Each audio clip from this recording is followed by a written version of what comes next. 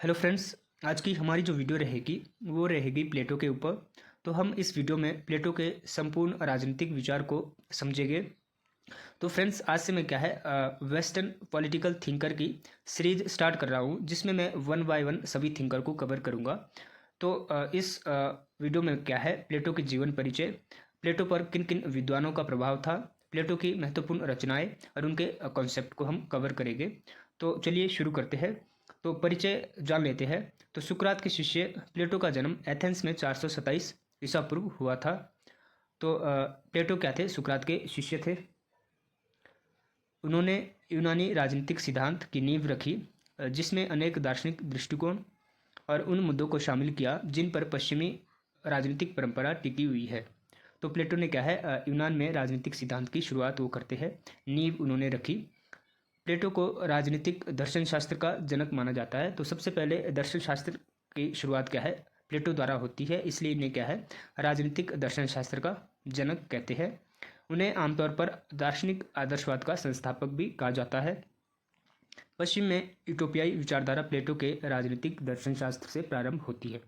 क्यों प्रारंभ होती है? क्योंकि प्लेटो ने जो फिलोसफर किंग, जो दार्शनिक राजा की बात की थी, तो वे क्या है उसे व्यवहारिक रूप नहीं दे पाए। तो इसलिए इन्हें क्या है यूटोपीय विचारधारा प्लेटो के राजनीतिक दर्शन से प्रारंभ होती है कहा जाता है। अब हम जानेंगे कि प्लेटो पर किन किन विद्वानों का प्रभाव था।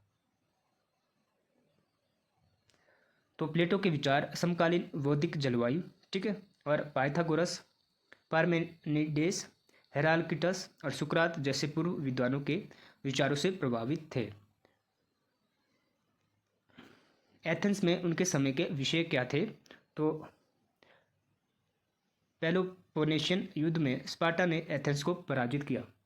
तो एथेंस, स्पार्टा क्या है, ये छोटे छोटे नगर राज्य हुआ करते थे उस समय। तो स्पार्टा में क्या है सैनिक तंत्र था और एथेंस में क्या है लोकतंत्र था। तो जब स्पार्टा ने एथेंस को पराजित किया, तो प्लेटो एथेंस की पराजय के कारणों का अध्ययन करना चाहते थे कि क्या क्या कारण रहे जिसके कारण क्या है एथेंस की हार होती है। वह यूनानी इतिहास के सबसे अशांत चरण के साक्षी बने।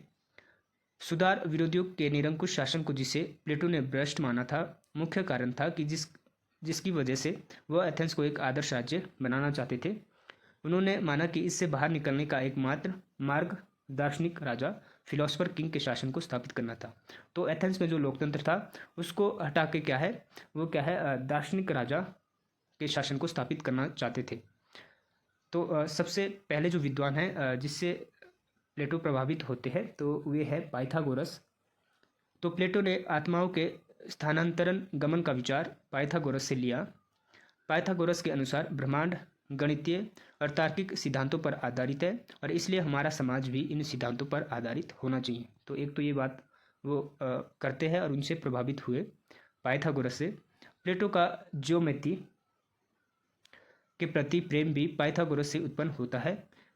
ज्योमेट्री का महत्व इसकी तार्किक प्रकृति है। सेकंड जो विद्वान है वो है हेराल्किटस। तो उनके अनुसार जीवन एक अविरत परिवर्तन है और संसार में कुछ भी स्थायी नहीं है। पाइथागोरस हेराल्किटस के इस दृष्टिकोण से प्रभावित थे कि परिवर्तन इस संसार का सार है, ठीक है। तो हेराल्किटस से इन्होंने ये लिया कि परिवर्तन क्या है, संसार का सार है, चेंजिंग समय के अकॉर्डिंग होते रहते हैं। नेक्स्ट है पार्मेनिडेस। तो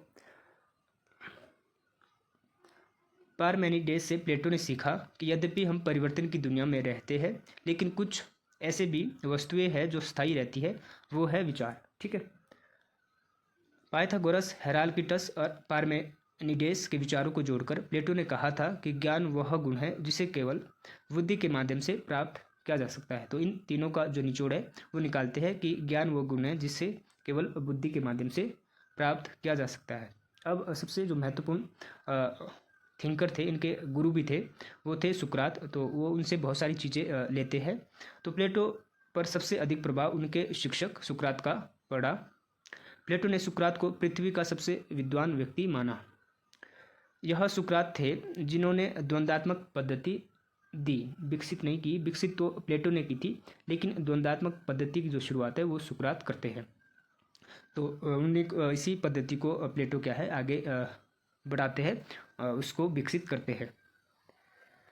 प्लेटो ने सुकरात द्वारा प्रतिपादित 3 सिद्धांतों को अपनाया, जिसमें शामिल है तो सदाचार ही ज्ञान है, प्लेटो के राजनीतिक दर्शन की नींव बन गया। ये कई बार क्वेश्चन आया है कि सदाचार ही ज्ञान है किसकी कोटेशन है, तो ये प्लेटो की है। वास्तविकता का सिद्धांत और ज्ञान का सिद्धांत, तो 3 सिद्धांत ये सुकरात से लेते हैं। प्लेटो के संवाद में सुकरात मुख्य पात्र है। प्लेटो ने स्वयं को सुकरात का शिष्य माना था। प्लेटो की लोकतंत्र के लिए अरुचि सुकरात के जीवन की घटना से प्रभावित है। जब सुकरात को दंड दिया गया और हेमलॉक जहर पीने की सज़ा सुनाई गई तो एथेंस पर लोकतंत्रवादियों का शासन था। तो प्लेटो ने इसलिए लोकतंत्र को शासन का सबसे खराब रूप माना और इसे अज्ञान के नियम के बराबर माना। इसलिए उन्होंने दार्शनिक राजा या ज्ञान के नियम के प्रतिष्ठापन की सिफारिश की।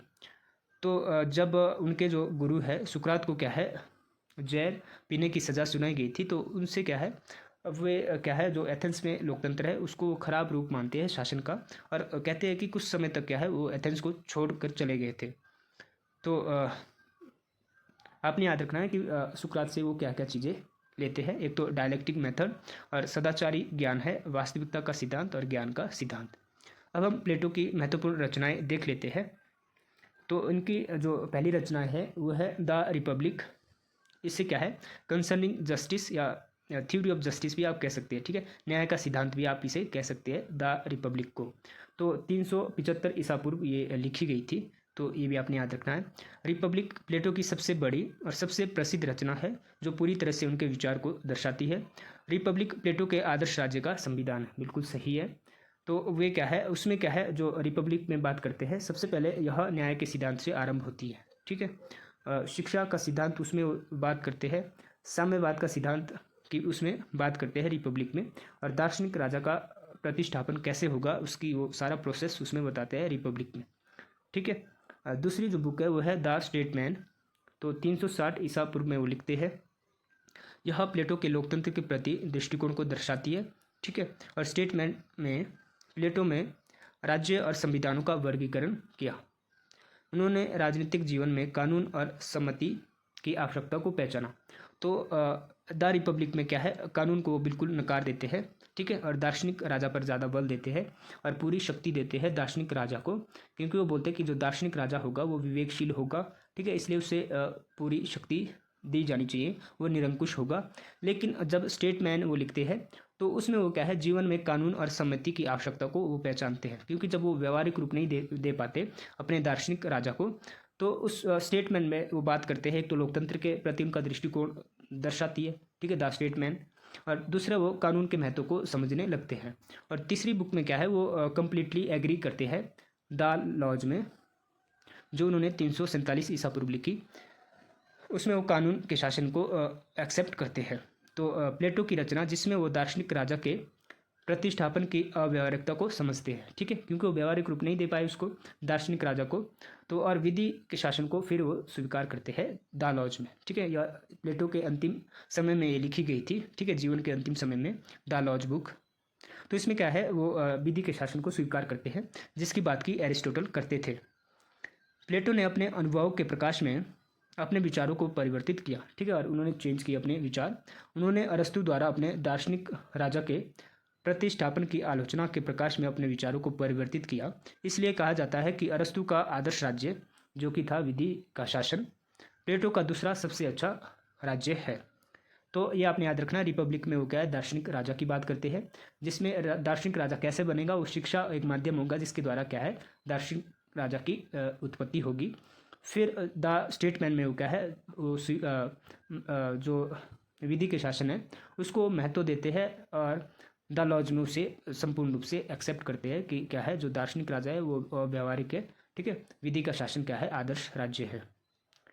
अब हम बात करते हैं प्लेटो की कार्यप्रणाली की।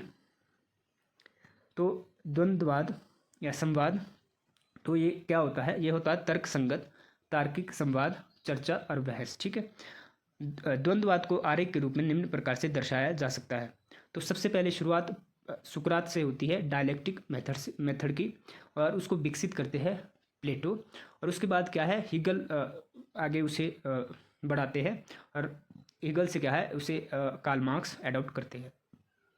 तो इसमें क्या है, सबसे पहले होता है पूर्व पक्ष, ठीक है, एक स्टेटमेंट होती है, फिर उसका क्या है एंटी प्रतिपक्ष आता है, और इन दोनों का शुद्ध रूप क्या है समपक्ष आता है। तो हीगल ने सबसे पहले क्या है वाद, प्रतिवाद और संवाद, थीसिस, एंटीथीसिस और सिंथेसिस, ठीक है।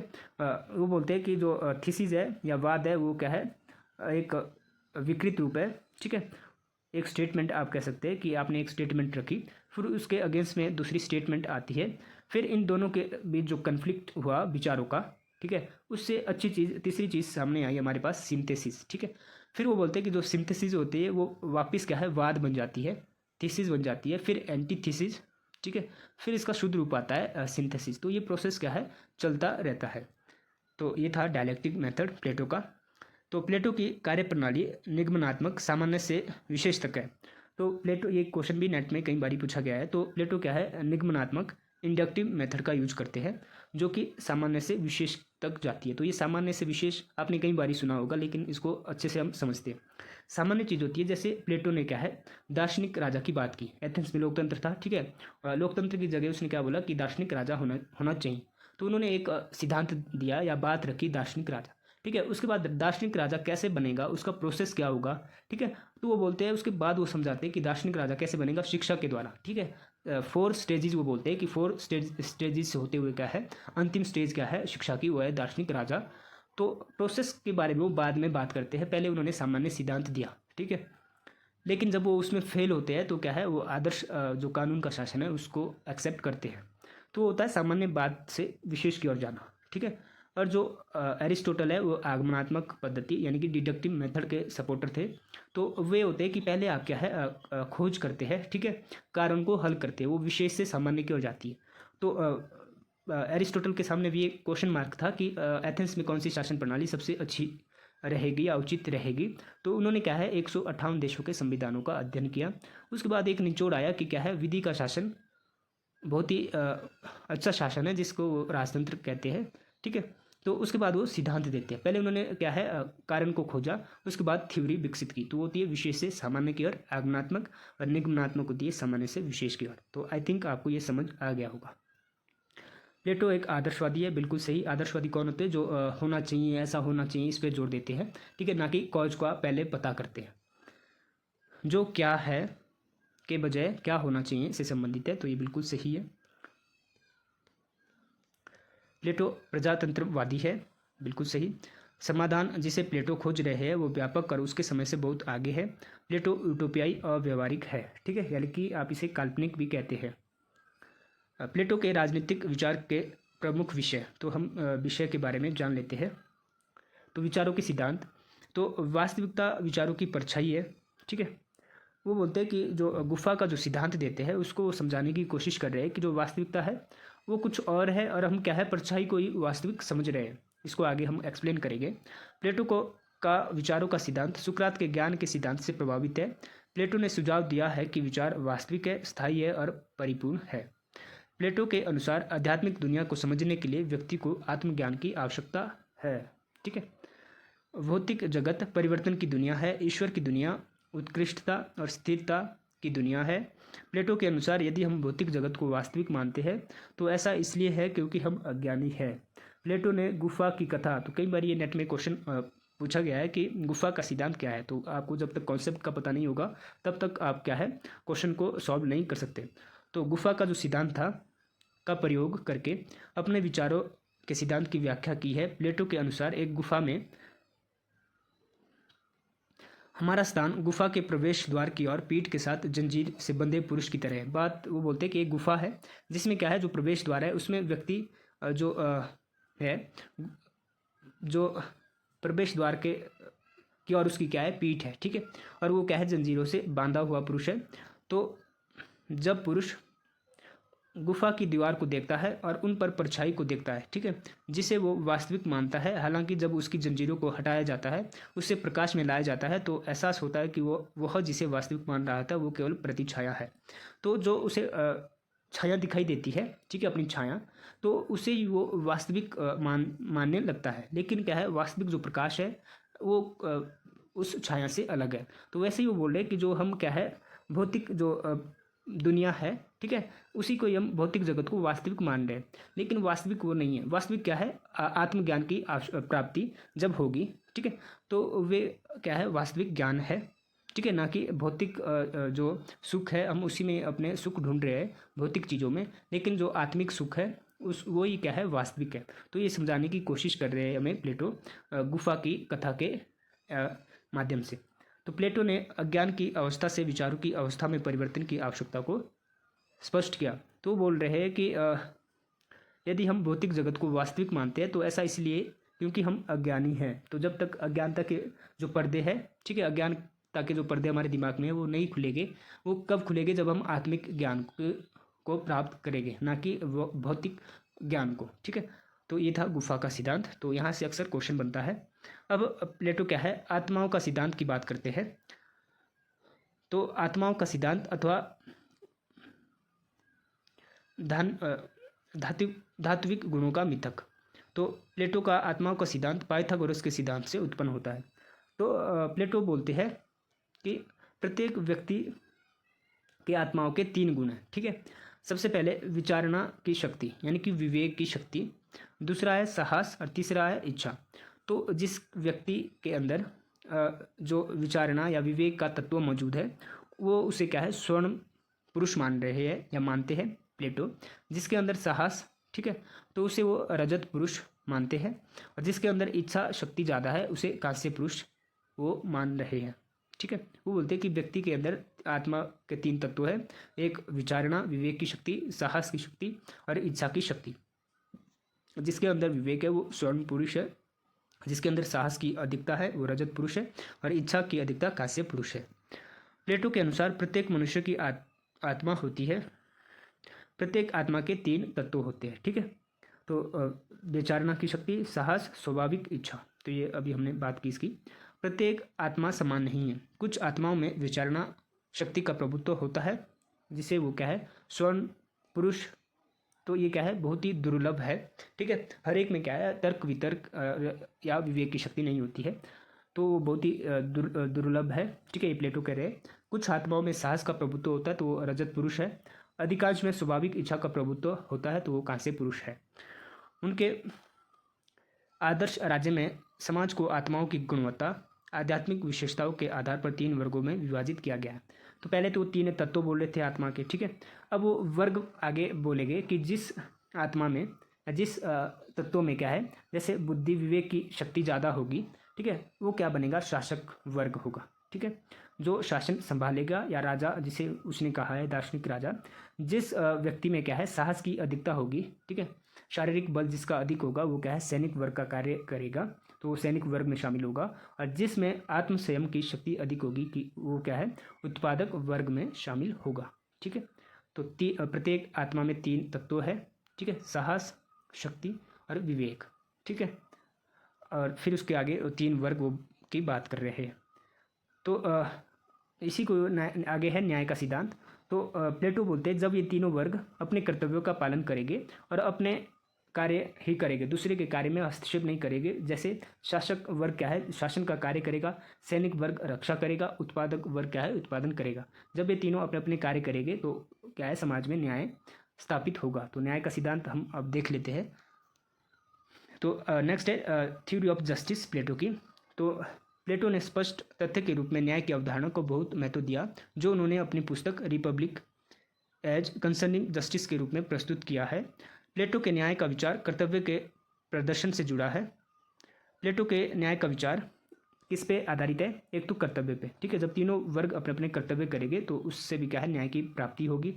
न्याय की नैतिकता का स्रोत, ठीक है, और वो नैतिक रूप से अपने कार्य करेगी, ठीक है। सद्भाव बनाए रखने के लिए न्याय आवश्यक है, ठीक है।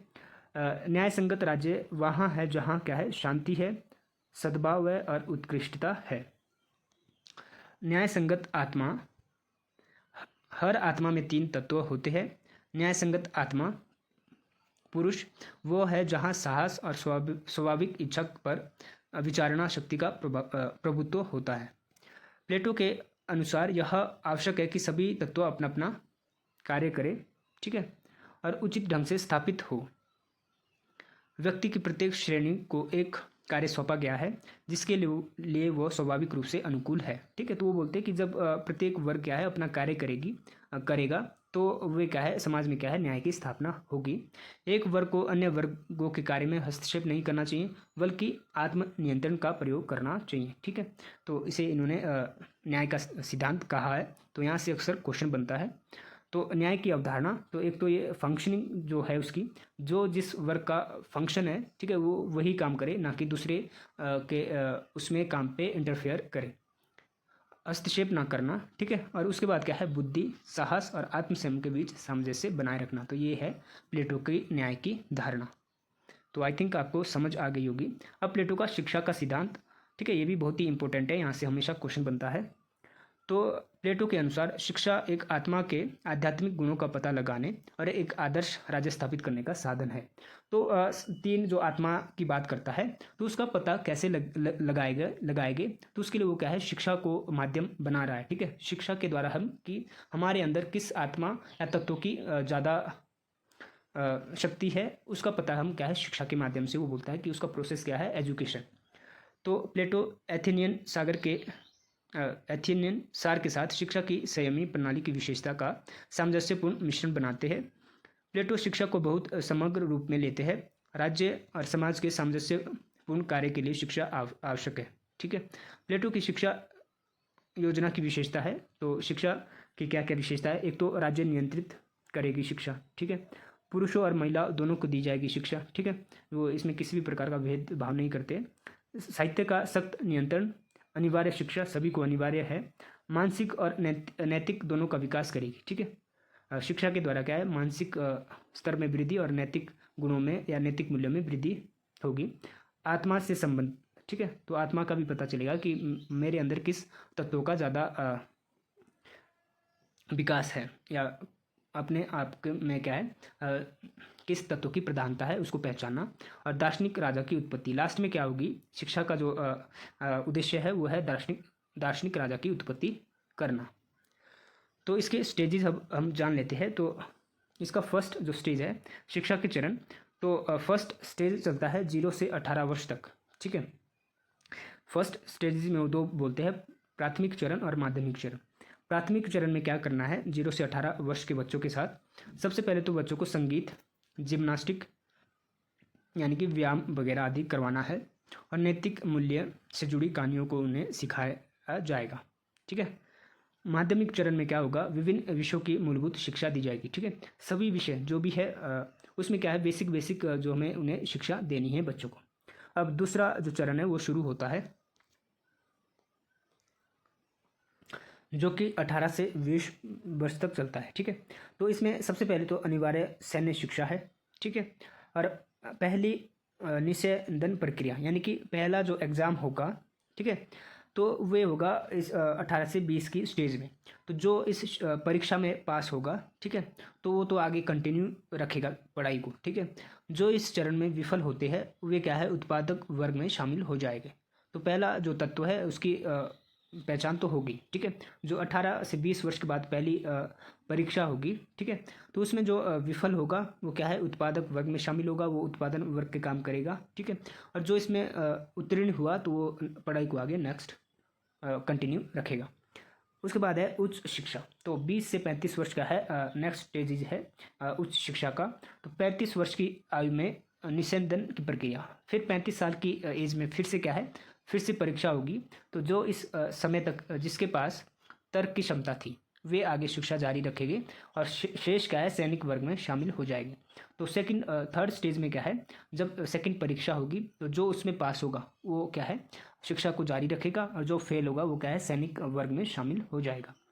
अब 35 से 50 वर्ष की एज में क्या है ये व्यवहारिक प्रशिक्षण इसमें होगा, जिसमें 50 वर्ष की आयु में व्यक्ति एक दार्शनिक राजा बनने के योग्य हो जाता है। तो जब 35 साल से शुरू होकर क्या है 50 वर्ष हो जाएंगे, ठीक है, पढ़ाई करते करते उससे, तो वो क्या है 50 की एज में क्या है वो दार्शनिक राजा बनने के योग्य हो जाएगा।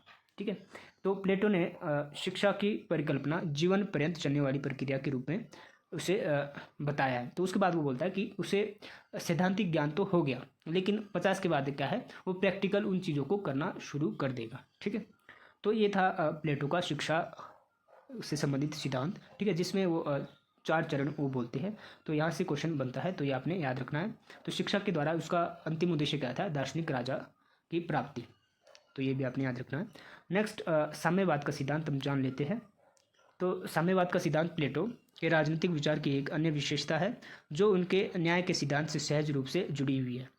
वह संपत्ति और स्त्रियों का साम्यवाद है, ठीक है।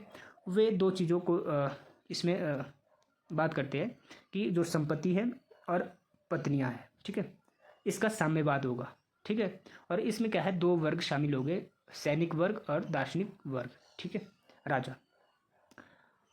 तो प्लेटो ने निम्न के साम्यवाद का प्रस्ताव रखा, किनका? एक तो संपत्ति का और दूसरा पत्नियों का। प्लेटो ने जिन वर्गों के साम्यवाद का प्रस्ताव किया तो वे वर्ग थे शासक वर्ग और सैनिक वर्ग। जो उत्पादन या उत्पादक वर्ग है उसको इसने इससे अलग रखा साम्यवाद के सिद्धांत से। प्लेटो उत्पादक वर्ग के लिए साम्यवाद का प्रस्ताव नहीं करते हैं क्योंकि ये ऐसे लोग हैं जिसमें स्वाभाविक इच्छा का प्रभुत्व होता है और इसलिए संपत्ति और परिवार के लिए स्वाभाविक इच्छा को नियंत्रित नहीं कर सकते, ठीक है। तो उत्पादक वर्ग को क्या है, इससे अलग करते हैं। संपत्ति का साम्यवाद, वह शासक अभिभावक वर्ग को संपत्ति प्राप्त करने या रखने से वंचित करता है, ठीक है। वो बोलता है कि जो सैनिक वर्ग है और जो शासक वर्ग है उसके पास क्या है, निजी ना तो संपत्ति होनी चाहिए, ना ही पत्नी होनी चाहिए, ना ही परिवार होना चाहिए उसका निजी। क्यों नहीं होना चाहिए? क्योंकि वो क्या है, जब उसके पास निजी संपत्ति होगी, निजी परिवार होगा तो वो क्या है, भ्रष्ट हो जाएगा, ठीक है। वो भ्रष्टाचार के उसमें लिप्त हो जाएगा और वो क्या है, शासन का कार्य अच्छे से नहीं कर पाएगा, इसलिए नहीं होनी चाहिए, ठीक है। तो परिवार का साम्यवाद का सिद्धांत तब देते हैं वो। प्लेटो के अनुसार परिवार संपत्ति से बड़ी विपदा है, ठीक है। यह परिवार ही है जिसके लिए व्यक्ति संपत्ति अर्जित करता है। तो सबसे पहले तो क्या है, परिवार की वो क्या है, निजी प्रॉपर्टी नहीं होनी चाहिए परिवार भी, ठीक है। परिवार के साम्यवाद में विवाह और पत्नियों का साम्यवाद शामिल है। प्लेटो के लिए पूरा राज्य एक परिवार है, ठीक है। अभिभावक वर्ग के बीच स्थायी विवाह की कोई व्यवस्था नहीं होगी, ठीक है। और सभी महिलाएं सभी पुरुषों के लिए सामान्य है और सभी पुरुष सभी महिलाओं के लिए सामान्य है। कौन किससे विवाह करेगा यह राज्य द्वारा निर्धारित किया जाएगा, ना कि व्यक्ति द्वारा, ठीक है। और प्लेटो का पत्नियों के साम्यवाद के पक्ष में एक सृजन उद्देश्य था। वह एक बेहतर और अधिक बुद्धिमान वर्ग का निर्माण करना चाहते थे, इसलिए केवल निपुण पुरुष और निपुण महिला संयुक्त होगी, ठीक है। विवाह का उद्देश्य केवल वंश वृद्धि होगा, ठीक है। और एक बार संतान का जन्म होने के बाद वो राज्य की सुरक्षा में होगा, ठीक है। राज्य उसका पालन पोषण करेगा, उनके बच्चों का। यह महिलाओं को संतान के पालन की जिम्मेदारी से भी मुक्त करेगा और इसलिए राज्य के कार्य में भाग ले सकता है, ठीक है। तो बोलते हैं कि जो निजी संपत्ति और परिवार को शासक वर्ग और सैनिक वर्ग को अलग रखा है, एक सबका साझा होगा, ठीक है। पत्नियां भी सबकी साझी होगी, ठीक है। और ना ही उसका चयन क्या है, पत्नियों का चयन व्यक्ति नहीं कर सकता, क्या है, राज्य करेगा। और उनके जो बच्चे होंगे उसका जो पालन पोषण है वो कौन करेगा, स्टेट करेगा, ना कि पत्नियां करेगी। तो उससे क्या होगा कि एक तो भ्रष्टाचार की कमी आ जाएगी, ठीक है। जो शासक वर्ग है, सैनिक वर्ग भ्रष्ट नहीं होंगे और उनमें क्या है, जो अपनत्व की भावना होती है, ठीक है, परिवार और संपत्ति के प्रति, उससे भी वो दूर हो जाएगी। तो ये था उनका साम्यवाद का सिद्धांत, ठीक है। तो आई थिंक आपको समझ आ गया होगा। अब हम दार्शनिक राजा का सिद्धांत ये देख लेते हैं, जो इनका अंतिम सिद्धांत था, कॉन्सेप्ट था। तो प्लेटो की दार्शनिक राजा की अवधारणा प्लेटो की न्याय की अवधारणा का उपसिद्धांत है, तो बिल्कुल सही। उन्होंने विचारणा शक्ति यानी कि जिसमें विवेक की शक्ति के तत्व को प्रतिष्ठा का दर्जा प्रदान किया। उन्होंने माना कि केवल सक्षम और कुशल लोगों को ही शासन करने का अधिकार होना चाहिए। जो सक्षम है, कुशल है, वही शासन करे। प्लेटो सरकार की लोकतांत्रिक प्रणाली के पक्षधर नहीं है, तो ये बात तो हम ऊपर ही डिस्कस कर चुके थे। इसके बजाय वह अपने दार्शनिक राजा को असीमित अधिकार देना चाहता है। और बोल रहा है कि जब इतनी स्टेजेस से होकर अंतिम स्टेज उसकी क्या है, दार्शनिक राजा बनेगा, तो उसके पास पूरी शक्ति होगी, ठीक है। वो निरंकुश हो जाएगा, यानी कि पूरा कंट्रोल उसके हाथों में आ जाएगा, दार्शनिक राजा के हाथों में। क्यों देता है वो पूरी शक्ति प्लेटो उस दार्शनिक राजा को? क्योंकि वो बोलता है वो विवेकशील व्यक्ति है, ठीक है। इसलिए वो क्या है, उसके पास असीमित अधिकार हो गए। वह विशिष्ट वर्ग की सरकार के पक्ष में थे, ठीक है। विशिष्ट वर्ग जिसमें कि जो विवेकशील व्यक्ति है उसी के हाथों में क्या है, शक्ति होनी चाहिए, डिसीजन मेकिंग की पावर होनी चाहिए। प्लेटो एथेंस को एक आदर्श राज्य बनाना चाहते थे, इसलिए जब तक दार्शनिक शासक नहीं है या शासक दर्शन शास्त्र नहीं सीखते तब तक शहरों को भ्रष्टाचार और बुराई से छुटकारा नहीं मिलेगा। ठीक है, तो इसलिए क्या है, जो दार्शनिक राजा है उसकी ज़रूरत है।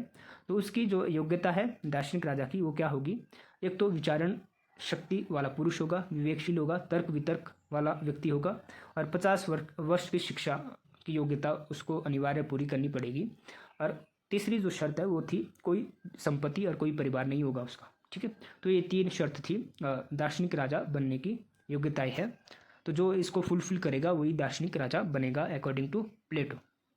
तो प्लेटो ने दार्शनिक राजा के पास संपूर्ण अधिकार दिए, और उसके बाद क्या है, उसके पास सारे अधिकार हो गए, सारी शक्ति उसके पास होगी। उसकी बुद्धि पर जनमत द्वारा प्रश्न नहीं उठाया जाएगा। ठीक है, जो जनता है उसके जो भी डिसीजन होंगे उसके अगेंस्ट क्या है, सवाल नहीं खड़ा कर सकती।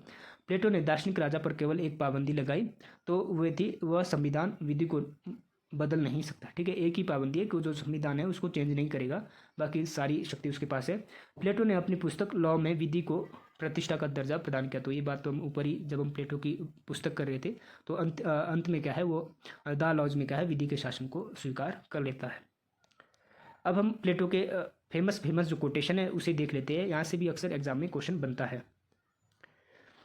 तो मानव व्यवहार 3 मुख्य स्रोतों से प्रभावित होता है, इच्छा, भावना और ज्ञान। तो कई बार ये कोटेशन आई है, तो ये है प्लेटो की। विचार विज्ञान सभी वस्तुओं का स्रोत है, अज्ञानता सभी बुराई की जड़ और तना है,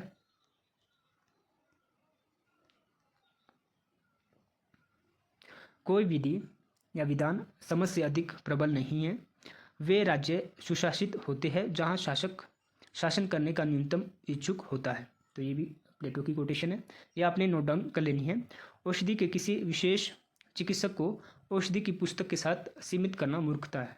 तो ये भी प्लेटो की है। तो निष्कर्ष देख लेते हैं। कोई भी या तो आदर्शवादी या आदर्शवाद विरोधी हो सकता है, लेकिन कभी भी गैर आदर्शवादी नहीं हो सकता। तो कार्ल पॉपर कहते हैं प्लेटो के संदर्भ में, ये प्लेटो दर्शन शास्त्र है और दर्शन शास्त्र प्लेटो है। प्लेटो के राजनीतिक दर्शन शास्त्र ने बाद की शताब्दियों में उभरे राजनीतिक विचार और विचारधारा पर गहरा प्रभाव छोड़ा है। यह सही कहा है कि पश्चिमी राजनीतिक विचार और कुछ नहीं है, अरस्तु और प्लेटो की बाद टिप्पणियां हैं। ठीक है, तो ये फ्रेंड्स हमने प्लेटो के संपूर्ण राजनीतिक जो विचार है उसको देखा, समझा। तो अगर आपको वीडियो अच्छी लगी है तो लाइक करें, शेयर करें अपने फ्रेंड के साथ जो भी यूजीसी नेट, सेट, पीजीटी या असिस्टेंट प्रोफेसर की तैयारी कर रहे हैं, क्योंकि हर एग्जाम में यहाँ से क्वेश्चन बनता है। और नेक्स्ट टॉपिक के लिए क्या है, आप क्या है चैनल को सब्सक्राइब भी कर सकते हैं। तो थैंक्स फॉर वॉचिंग।